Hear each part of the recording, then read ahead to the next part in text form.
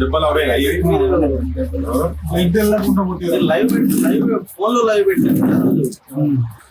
అవునా టక్కు మస్తు ఎంత కొట్టింది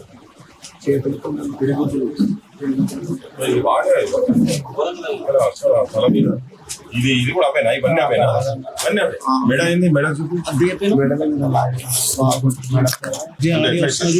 లేపిందా మా వైఫ్ కూర్చోగలుగుతావా లేదా? కూర్చుంటావా? కూర్చో కొంచెం సాయి మెల్లగా లేదు.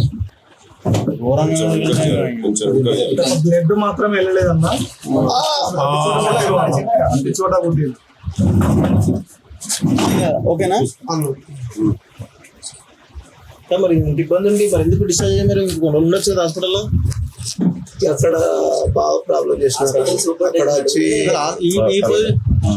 అక్కడ వచ్చి బాగా చూడడానికి వస్తున్నారు.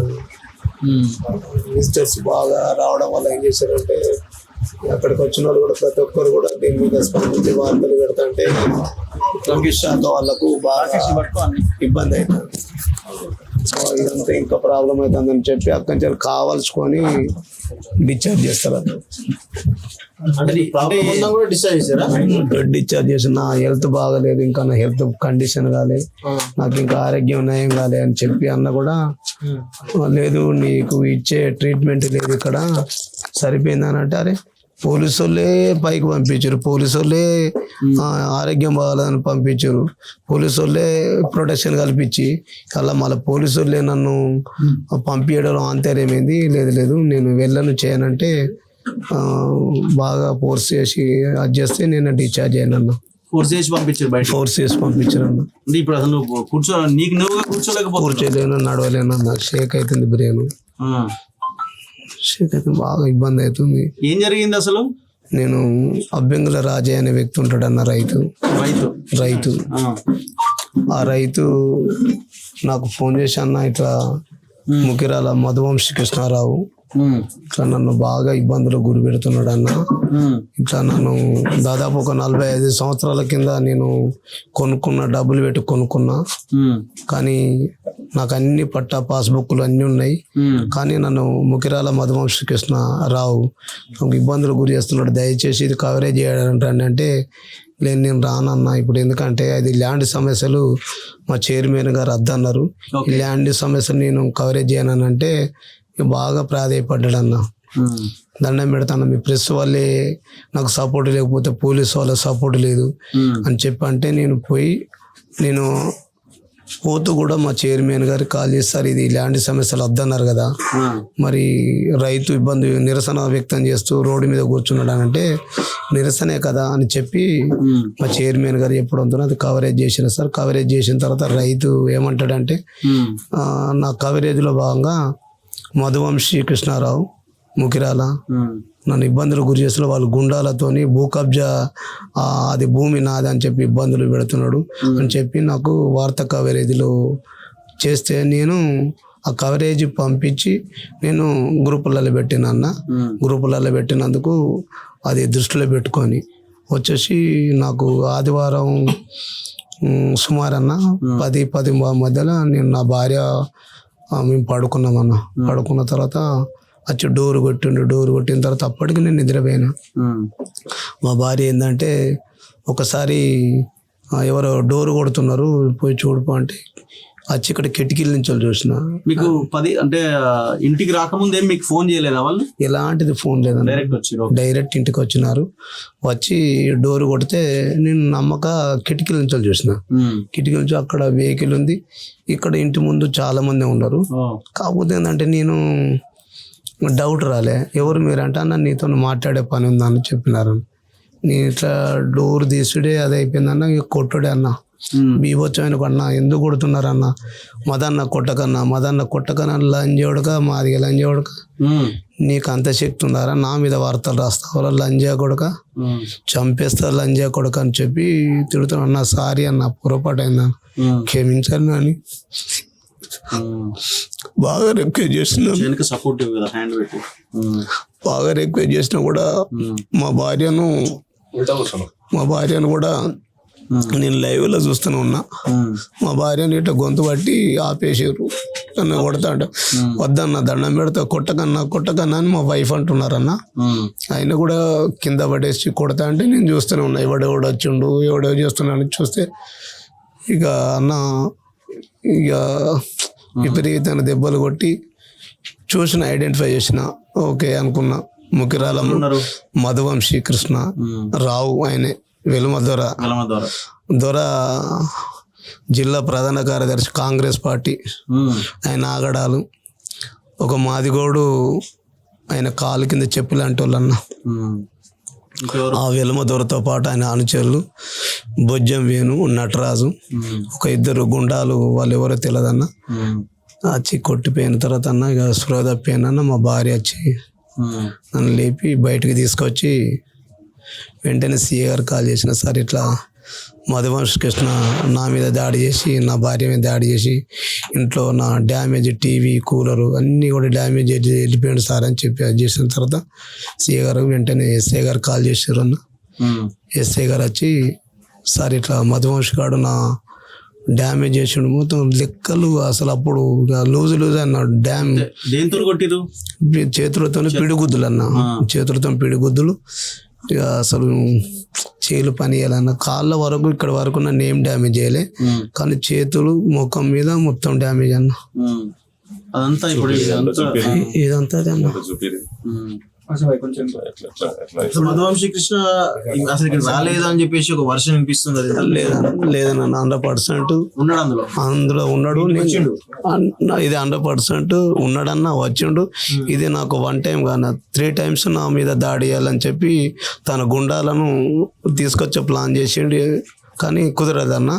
నిన్న ఆదివారం రాత్రి మాత్రం మధువంశీ గాడు అనేటోడు ఉన్నాడు, వెల్మ దొర ఉన్నాడన్న. ఐడెంటిఫై కన్ఫామ్గా ఇప్పుడు చూసింది నేనన్నా, చూసింది నేను.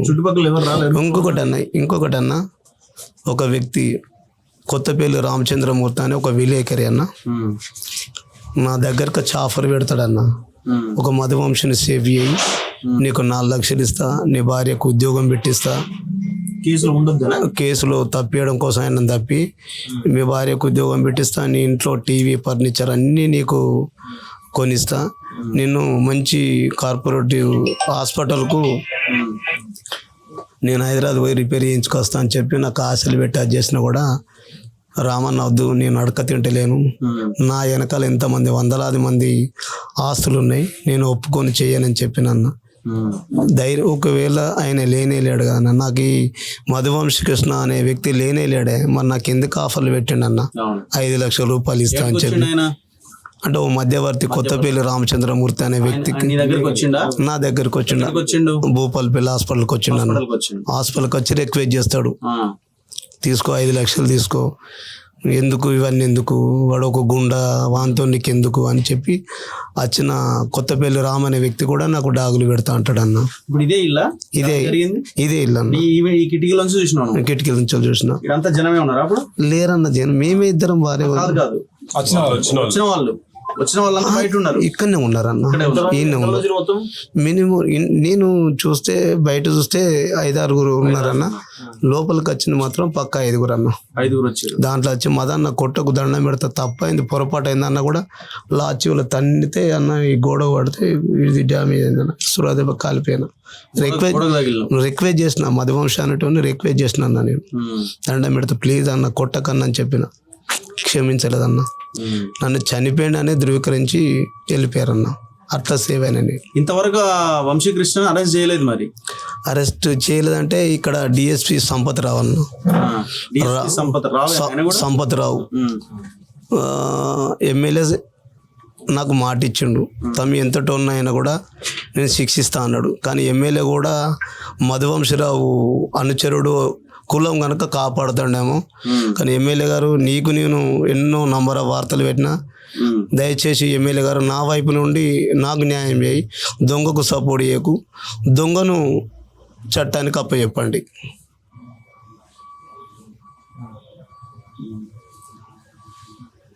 ఎమ్మెల్యే మాట్లాడండి మీతో, వచ్చిండు. ఏమన్నాడు? నా దగ్గరికి వచ్చి ఎమ్మెల్యే గారు తమ చట్టంలో ఎవడైనా కూడా దోషే, నీ దగ్గరికి వచ్చి నిన్న నైట్ పూట దాడి చేయడం అది తప్పు, వాడు ఎంతటోనైనా కూడా నేను చట్టం ముందు దోషులు అని చెప్పినారు.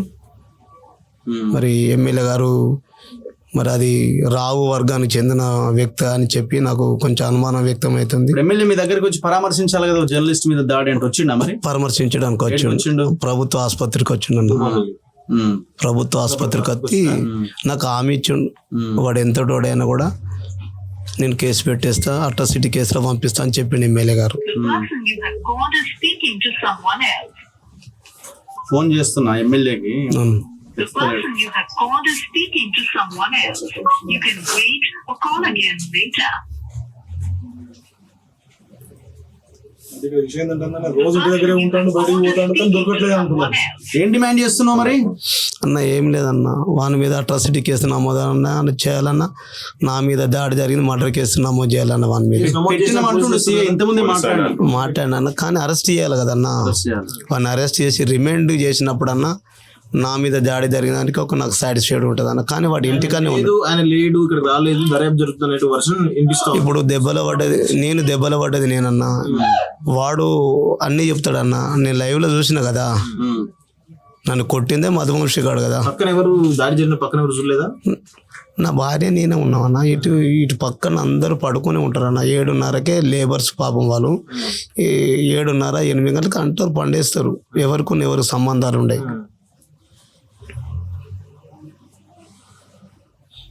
మీ భార్య పరిస్థితి ఏంది? ఆమెను గొంతు బట్టి ఇది చంపడానికి కోసం కూడా నా భార్యను చంపడం అది చేశారన్న. ఇవన్నీ గోల్నే ఉన్నాయన్న మా భార్య కూడా. ఇప్పుడు మీరు రాసిన వార్త జెన్యూనా? 100% 100% రైతు భూమి. ఓకే, అంటే వీళ్ళు ఇదే పనా? వీళ్ళు కబ్జాలు. ఇది ఒకటే ఇన్సిడెంటా? గతంలో వేరే ఉన్నాయని వంశీకృష్ణ మీద పలుమార్లు దాడులు, ఆయన మీద రౌడీ షీట్ ఉందన్న. వంశీకృష్ణ మీద రౌడీ షీట్ ఉందన్న. ఆయన ఇక ఆ మా పల్లెలో కూడా తెలుసుకోండి అన్న, వణికిపోతుంటా అంటారన్న. ఆ పల్లెలో రావు.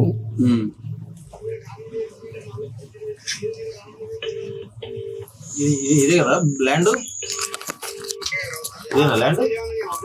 ఈయన కూడా ఒక బాధ్యుడే అన్న.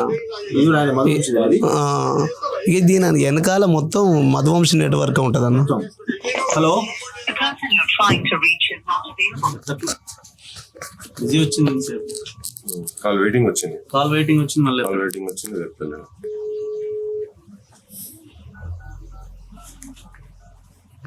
వేరే ఫోన్ నుంచి ఎవరైనా ట్రై చేస్తారా? లోకల్ శేఖర్ రెడ్డి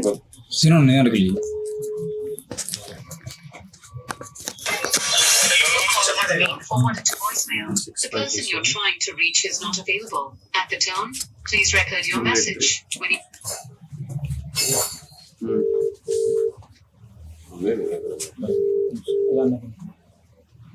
గతంలో విలేకరులతో మాట్లాడుతున్నా, ఎవరు రిపోర్టర్ ని కూడా బెదిరిస్తారు. హైదరాబాద్ యొక్క ఎవరైనా వంశీకృష్ణ మీరు చెప్పాలి. లైవ్ లో పెడతారు కదా, చేశారు కదా మీరు. ఆరోపణలో ఛాలెంజ్లు చేశారు. సవాల్ చేస్తున్నా, తప్పు చేసిన నిరూపించాలా, లేకుంటే మీ ముక్కు నెలకు రాకిస్తా. తప్పు చేయలేదా? ఆ మట్టి తరలించలేదా? మట్టి తరలించిన జేసీబీ మీరు కాదా? భూమి మట్టిని తరలించింది మీ జేసీబీలా కాదా? నువ్వు దొంగ అని ఎట్లా అంటావు? ఇంకోసారి చెప్పాలా? క్లారిటీ ఇవ్వాలా? అర్ధరాత్రి కూడా మీ జేసీబీలతో మట్టిని తరలిస్తే ఏమనాలి? దాన్ని ఏమంటారు? ఎవరి పర్మిషన్ తో మీరు తరలిస్తున్నారు? నీకు తెలిసింది. ఇప్పుడు మీకు బ్లాక్ మెయిల్ చేసి కుప్పలు చేసే వాళ్ళు మీ వాళ్ళు. ఓకే. బ్లాక్ మెయిల్ లో చీటింగ్ చేసి సంపాదించడం మీరు. ఓకే. నీతి నిజాయితీగా పనిచేసే వాళ్ళం, అవసరాల రీత్యా అవసరాల కోసం. ఎవరు పర్మిషన్ తీసుకోవాలి? నీతి నిజాయితీగా మీరు పనిచేసేలాగుంటే, నీతి నిజాయితీగా మీరు పనిచేసే వాళ్ళైతే అర్ధరాత్రి పూట జేసీబీలతో నడపాల్సిన అవసరం ఏముంది? 2 సంవత్సరాలు ఎక్కడికి పోయినావు? ఏది? నువ్వు ఒక స్టాఫ్ రిపోర్ట్ కూడా పనిచేసి 3,000 మందికి జీతాలు ఇవ్వకుండా 2 సంవత్సరాలు ఎక్కడ దాక్కున్నావు? 3,300 మందికి. అది విలేకరుల మీ తల్లి నువ్వు తెచ్చుకుంటున్నావా? మీ తల్లి నువ్వు తెచ్చుకుంటున్నావా?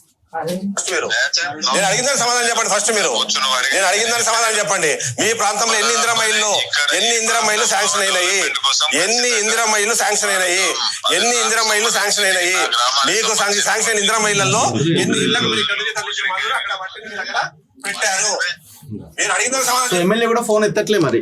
మేము వచ్చినామని తెలుసు కదా ఆయనకు కూడా. అదే రావును కాపాడాలి అనుచరుడు సత్యనారాయణ రావు, మధువంశరావు, డిఎస్పి గారు కూడా ఈ కేసును మధువంశిని కాపాడాలని కోణంలో ఉన్నాడు అన్న. సంపత్రావు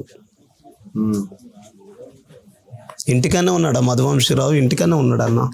ఎవరింట్లో ఉంటాడు? చింతకుంట పెళ్ళే ఉన్నాడు. అంతేనా? కానీ డిఎస్పి సంపత్రావు కూడా తప్పియాలన్న కోణంలో ప్రయత్నం చేస్తున్నాడు. ఇప్పుడు ఈ రాజలింగం కేసు కూడా అంతే కదా. రాజలింగం చంపింది కూడా అంత పొలిటికల్ మ్యాటరే కదా అది కూడా. అంతే కదా.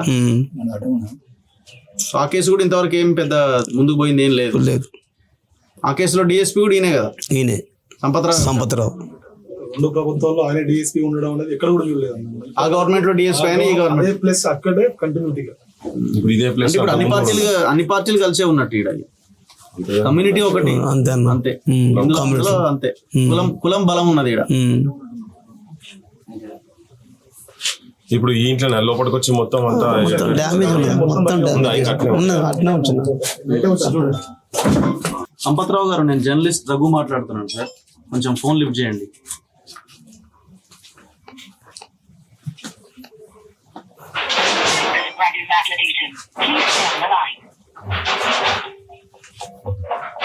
ఈ ఆప్షన్ ఉందా ఫోన్లో?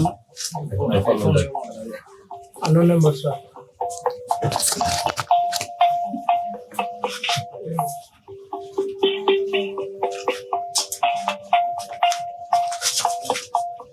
ఎత్తారు.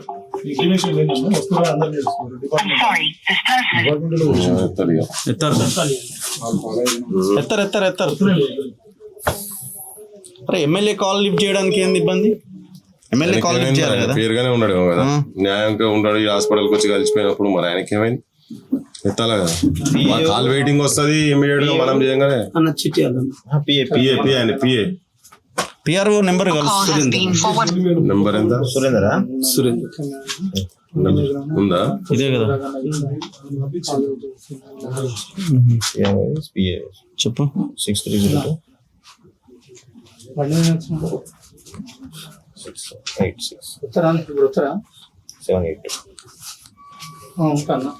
మీరు కాల్ చేస్తున్న వ్యక్తి వేరే కాల్లో మాట్లాడుతున్నారు.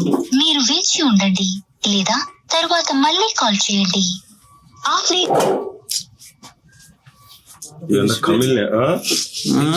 దొంగన కొడుకు తెలిసిపోయింది. ఎన్నేళ్ళ నుంచి ఉన్నారు మీరు ఫీల్డ్ లో? ఎప్పుడు ఏ ఇయర్ లో వచ్చారు? 22 సంవత్సరాల నుంచి నేను ఆర్బీ న్యూస్ లో పనిచేస్తున్నాను. 22 years అవుతుందా? 22 years నుంచి. ఆర్బీ న్యూస్ అనేది కేబులా? టోటల్ జిల్లాలో కేబుల్ నెట్వర్క్. ఓకే. ఇప్పుడు అక్రిడేషన్ కూడా ఉందా మీకు? అక్రిడేషన్ కూడా ఉంది. అక్రిడేషన్ ఉందా? మీరు రిజిస్టర్డ్ జర్నలిస్టే? అవునన్నా. ఎందుకంటే మళ్ళీ ఆర్బీ న్యూస్ అనగానే ఇప్పుడు ట్రెండ్ అయిపోయింది కదా, వీళ్ళంతా యూట్యూబర్స్ అను లేకపోతే సోషల్ మీడియా వీళ్ళు జర్నలిస్టులు కాదనో. జిల్లా మొత్తం ఉన్న కేబుల్ నెట్వర్క్ ఛానల్ ఇది. వాళ్ళకి అక్రిడేషన్ కార్డు ఉన్నది. సో ఆయన చాలా సీనియర్ మోస్ట్ జర్నలిస్ట్. 22 years పనిచేస్తున్నాడు.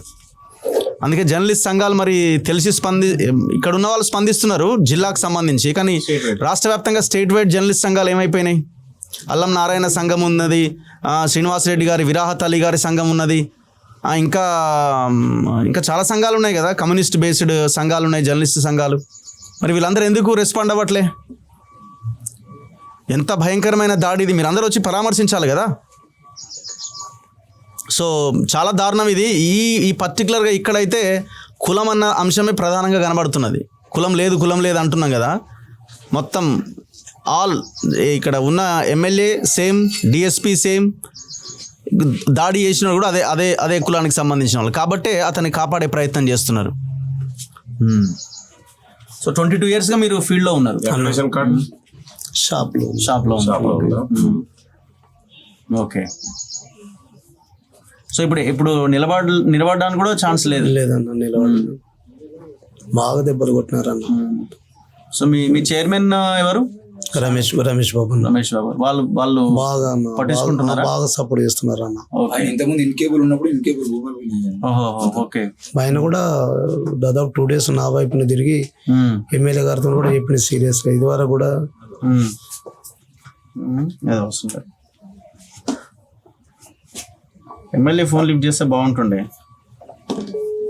పోలీసు వాళ్ళు ఇన్ఫర్మేషన్ ఇచ్చినట్టున్నారు, ఇంకా వెళ్తాడు ఆయన.